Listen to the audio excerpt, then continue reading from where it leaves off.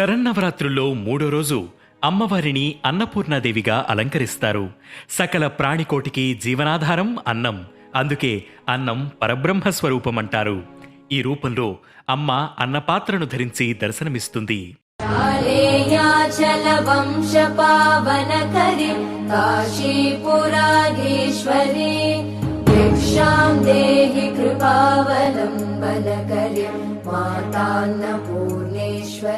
ఆది భిక్షువైన ఈశ్వరునికి భిక్ష పెట్టిన దేవత అన్నపూర్ణాదేవి.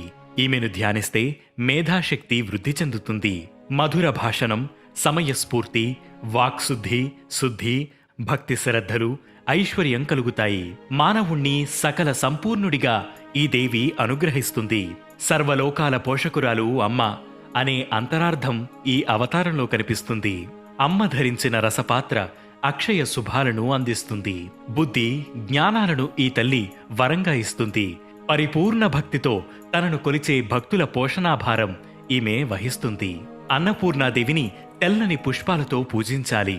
హ్రీం శ్రీం క్లీం ఓం నమో భగవత్యన్నపూర్ణేసిత మహాభిలాషిత మహిదేవ్యన్నం స్వాహ అనే మంత్రాన్ని జపించాలి.